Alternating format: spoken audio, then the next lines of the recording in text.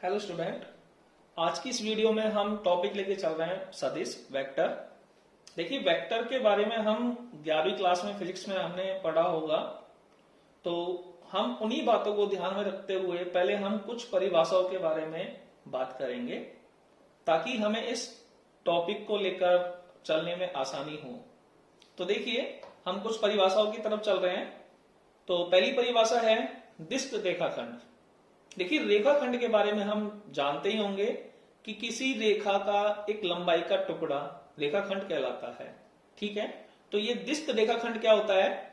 किसी रेखा एल पर स्थित रेखाखंड की निश्चित दिशा हो। तो देखिए, किसी रेखा एल पर एक निश्चित लंबाई का खंड जिसकी दिशा भी निश्चित हो, वह रेखाखंड डिस्क रेखाखंड कहलाता है।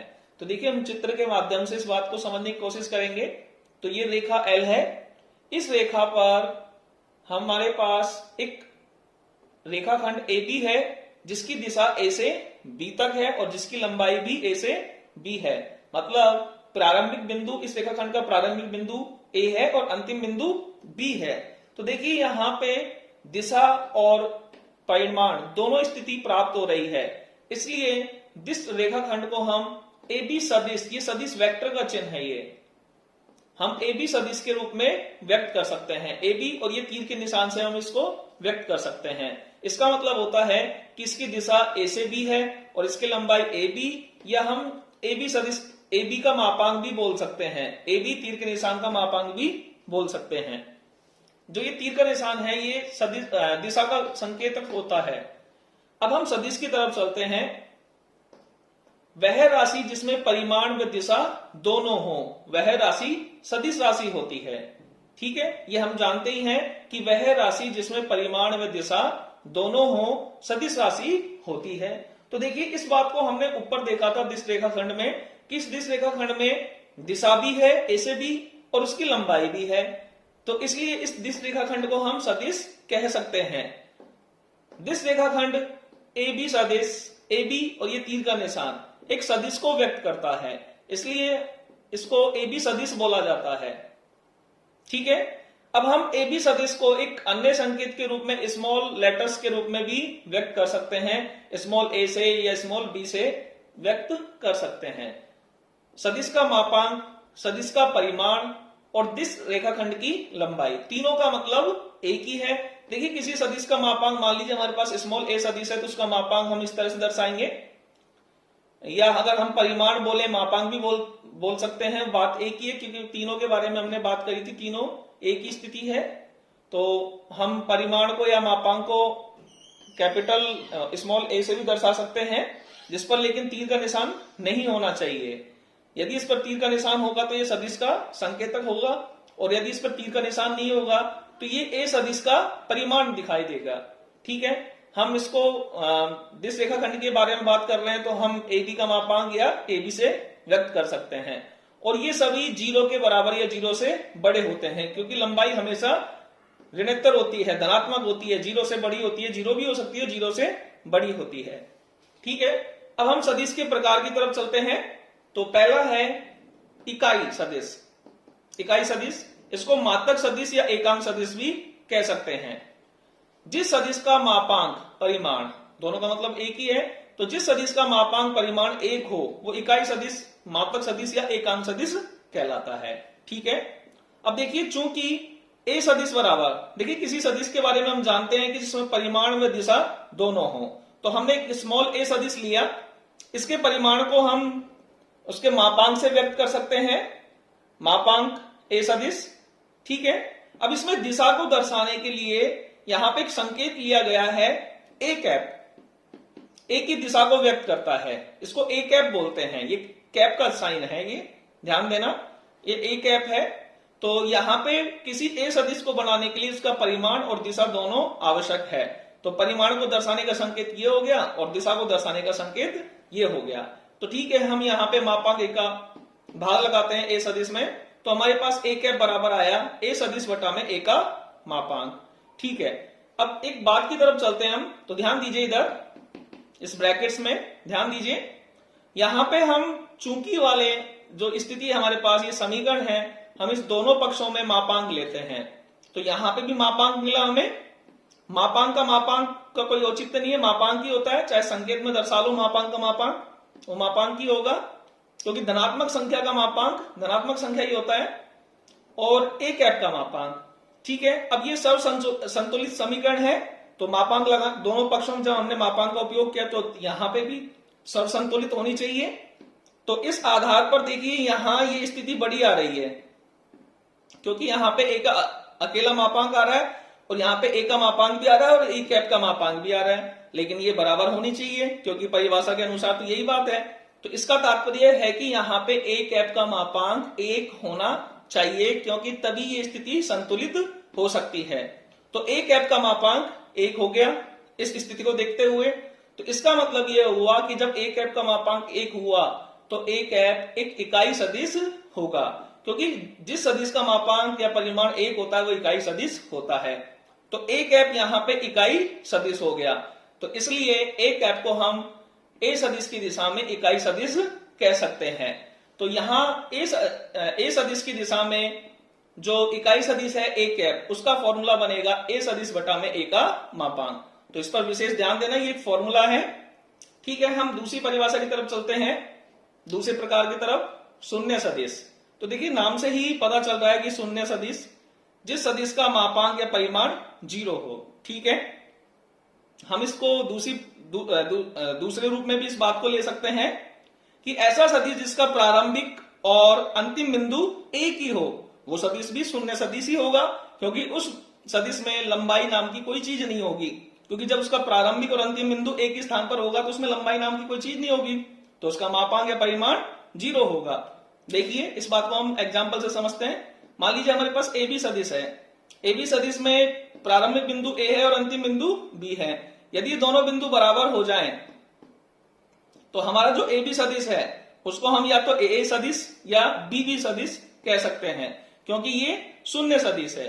तो देखिए शून्य सदिश को दर्शाने का संकेत शून्य पर आप तीर का निशान लगा सकते हो, तो ये शून्य सदिश का संकेत हो गया। ठीक है, शून्य सदिश की दिशा स्वेच्छा व अनिर्धारित होती है। देखिए आपके पास ये बिंदु दिखाई दे रहा है, तो आप इसकी दिशा क्या निर्धारित करेंगे, तो ये स्वेच्छा होती है। ठीक है, कि हम इसकी दिशा इधर की तरफ लें, ऊपर की तरफ लें, नीचे की तरफ लें, बाएं लें या दाएं लें, तो ये दिशा स्वेच्छा होती है और अनिर्धारित होती है। तीसरे पॉइंट की तरफ चलते हैं हम, समदिश सदिश, समान दिशा वाले सदिश। ठीक है, तो इस बात के लिए हम छोटा सा एग्जांपल लेके चल रहे हैं। मैंने यहां पे डायग्राम बनाया है, एक रेखा ली है एल और एक रेखा ली है एम, दोनों रेखाएं समांतर हैं। अब इन दोनों रेखाओं पर हमने रेखाखंड काटे हुए हैं, दिष्ट रेखाखंड ए से बी, क्योंकि दिशा सबकी ए की इधर की तरफ ही हो गई, तो दिष्ट रेखाखंड हो गया पहला ए बी, दूसरा बी सी, तीसरा सी डी, और दूसरी रेखा पर दिष्ट रेखाखंड है हमारे पास एक्स वाई। तो हम समदिश सदिश की बात कर रहे हैं, समान दिशा वाले सदिश। तो देखिए ए बी की भी दिशा, बीसी की भी दिशा, सीडी की दिशा, सबकी दिशा इधर की तरफ ही जा रही है, और एक्स वाई की भी दिशा सबकी इधर की तरफ ही जा रही है। तो देखिए ए बी सदिश, बीसी सदिश, सीडी सदिश और एक्स वाई सदिश, ये चारों सदिश समान दिशा वाले सदिश हैं। चौथे पॉइंट पर आते हैं, समान या तुल्य सदिश। तो देखिए इसमें हम 3 पॉइंट देख रहे हैं कि ऐसे सदिश जिनके परिमाण समान हो, मतलब समान परिमाण वाले हों, समान आधार वाले हों और समान दिशा वाले हों। तो ये 3 स्थिति यदि किन्हीं 2 सदिशों में मिलती है तो हम उन्हें समान या तुल्य सदिश कहेंगे। तो देखिए हम एग्जाम्पल के थ्रू समझते हैं इसको, डायग्राम के थ्रू। तो देखिए ए बी और सी डी सदिश और एक्स वाई सदिश, एक्स वाई के बारे में बाद में बात करेंगे, ए बी और सी डी सदिश के बारे में बात कर रहे हैं हम। तो देखिए ए बी और सी डी दोनों की लंबाई परस्पर बराबर है। देखिए डायग्राम के अकॉर्डिंग दोनों की लंबाई बराबर है, तो समान परिमाण हो गया। दोनों का आधार एक ही है, क्योंकि दोनों एक ही रेखा एल पर हैं, तो समान आधार वाले हो गए। और समान दिशा वाले, देखिए दोनों की दिशा एक ही तरफ जा रही है, इसलिए दोनों सदिश बराबर हैं और इन्हें हम समान या तुल्य सदिश कहेंगे। अब हम एक्स वाई की बात करें तो देखिए एक्स वाई सदिश भी ए बी सदिश और सी डी सदिश के बराबर, मतलब समान या तुल्य सदिश है। तो देखिए कैसे, समान आधार में यदि समान आधार नहीं हो और समांतर स्थिति हो तो भी सदिश समान या तुल्य सदिश कहलाएगा। यदि ये दोनों पहली और तीसरी स्थिति लागू हो रही हो और जो सेकंड स्थिति है उसमें समांतर वाली स्थिति लागू हो रही है, तो भी ये समान या तुल्य सदिश कहलाएगा। तो देखिए ए बी सदिश और एक्स वाई सदिश दोनों समांतर रेखाओं पर स्थित हैं, तो सेकंड जो पॉइंट है समान आधार वाला, वो समान आधार ना होकर समांतर स्थिति में बदल गया, इसलिए ए बी सदिश और सी डी सदिश और एक्स वाई सदिश तीनों बराबर हैं। पांचवा है विपरीत सदिश, विपरीत दिशा वाले सदिश। तो देखिए यहाँ पे एग्जाम्पल नहीं है। मान लीजिए ए बी सदिश की दिशा इधर की तरफ जा रही है और मान लीजिए जो ये एक्स वाई सदिश है इसकी दिशा इधर की तरफ जा रही है। ठीक है, केवल दोनों की दिशा विपरीत है, इसलिए दोनों विपरीत दिशा वाले सदिश हो गए। ऋण सदिश, देखो विपरीत सदिश और ऋण सदिश दोनों में अंतर है। ऋण सदिश इसमें समान तो परिमाण होता है लेकिन दिशा विपरीत होती है, लेकिन विपरीत सदिश में केवल दिशा विपरीत होती है, परिमाण समान हो या ना हो। ठीक है, तो इसका मतलब जो ऋण सदिश होता है वो विपरीत सदिश भी कहलाएगा। तो समान परिमाण और परंतु विपरीत दिशा वाले सदिश। तो देखिए यहां पे हम ए बी सदिश को हमने स्मॉल ए सदिश मान लिया। अब हम ए बी सदिश की दिशा परिवर्तित कर रहे हैं, तो दिशा परिवर्तन का हमें चिन्ह दिखाना पड़ेगा यहाँ पे। तो यहाँ पे माइनस लगाया हुआ है, तो इसलिए माइनस का जो संकेत होगा वो ऋण सदिश का होगा, क्योंकि ए बी सदिश और बी ए सदिश दोनों के परिमाण तो बराबर हैं लेकिन दोनों की दिशा विपरीत है। तो दिशा विपरीत दिखाने के लिए यहाँ पे माइनस चिन्ह का उपयोग किया गया है। और इन्हें हम विपरीत सदिश भी बोल सकते हैं, क्योंकि विपरीत सदिश केवल दिशा वाले होते हैं, विपरीत दिशा वाले, उनमें परिमाण का कोई संबंध नहीं होता है, तो इन्हें हम विपरीत सदिश भी कह सकते हैं। स्थिति सदिश, मूल बिंदु O के सापेक्ष किसी बिंदु P की स्थिति को OP सदिश से व्यक्त करते हैं, अतः P का स्थिति सदिश OP सदिश ही है। तो देखिए इस बात को हम डायग्राम से समझते हैं। किसी तल में किसी बिंदु P, कोई तल है उसमें कोई बिंदु P है, उस बिंदु P का मूल बिंदु O के सापेक्ष एक तो दूरी ली जाए और एक दिशा ली जाए, तो उस स्थिति में वो स्थिति सदिश बन जाता है, जिसे हम संकेत में O से P दिशा लेते हुए OP सदिश के रूप में व्यक्त करते हैं। ठीक है, तो यहाँ पे हम सदिश प्रश्नावली में जब भी किसी बिंदु का हमें सदिश रूप निर्धारण करना है तो उसका सदिश रूप हमेशा उसका स्थिति सदिश ही होगा। आगे चलते हैं, सदिशों का योग। तो देखिए सदिशों का योग, 3 योग नियम है, त्रिभुज योग नियम, समांतर चतुर्भुज योग नियम और बहुभुज योग नियम।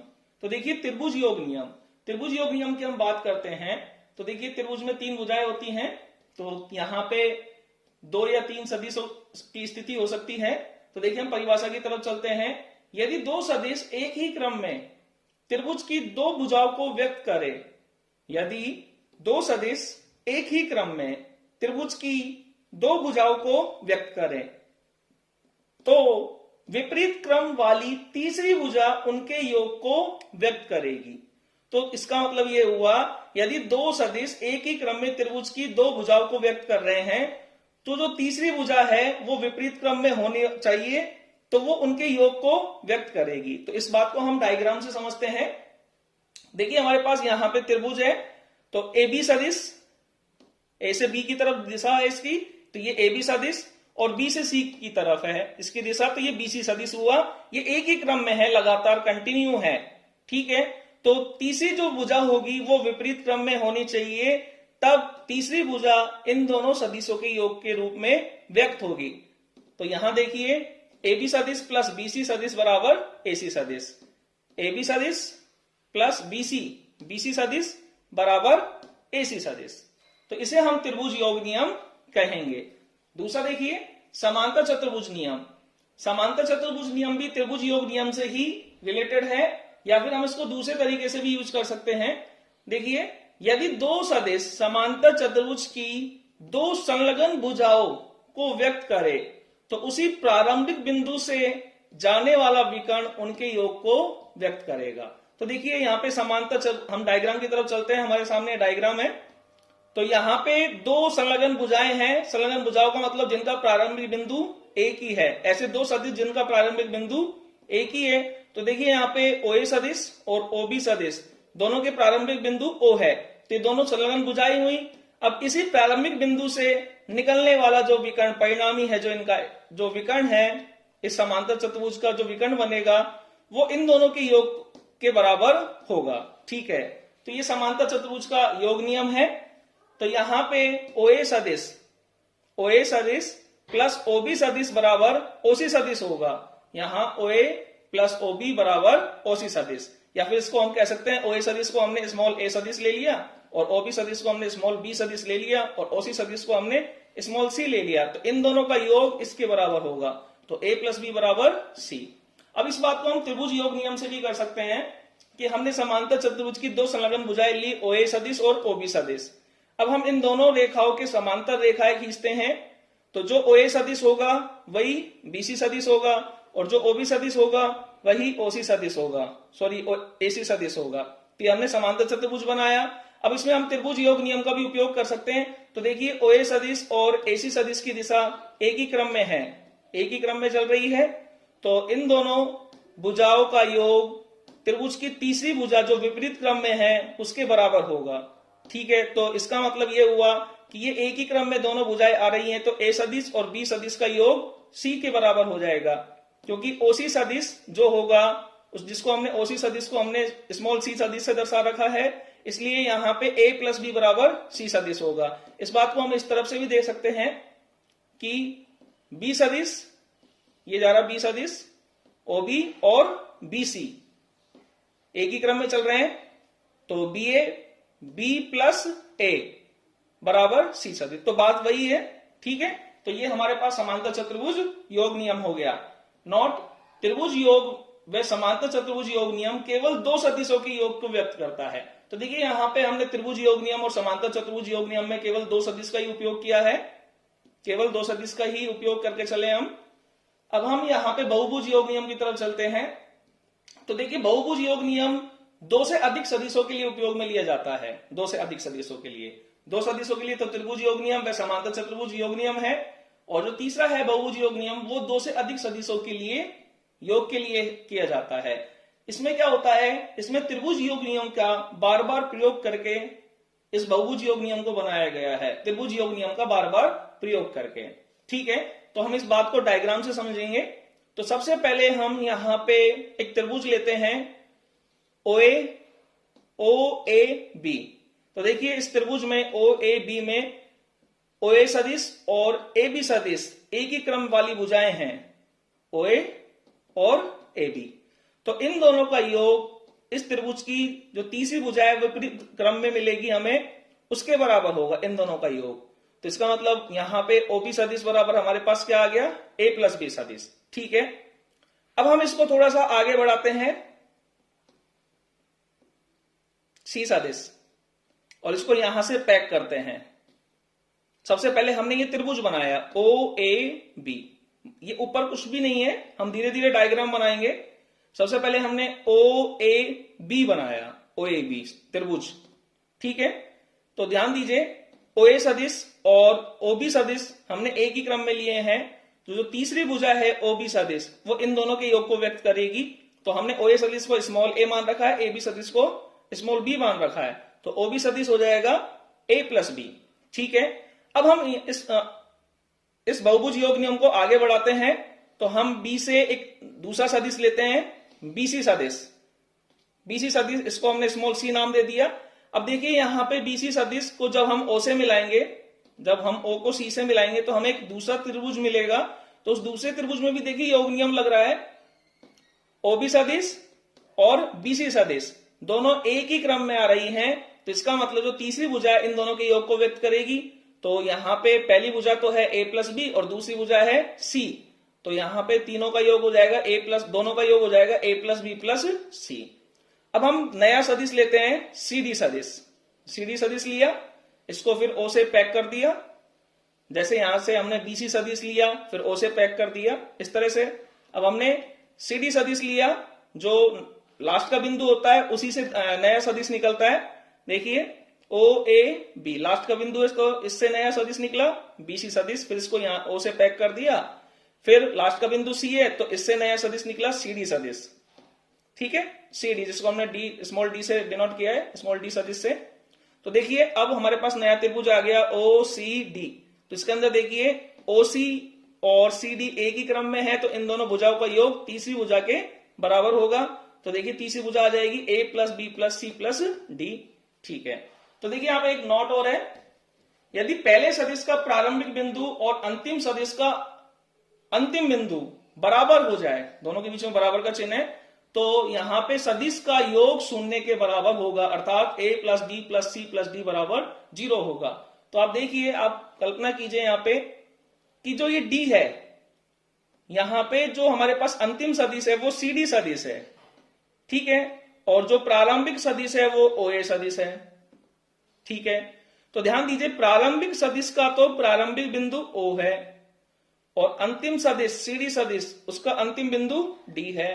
अब कल्पना कीजिए कि D अगर O पर स्थित हो जाए तो किस तरह से डायग्राम बनेगा और किस तरह से यहाँ पे योग बनेगा। तो जब आप कल्पना कर सकते हैं तो आपको समझ आ गया होगा कि यहाँ पे योग शून्य होगा।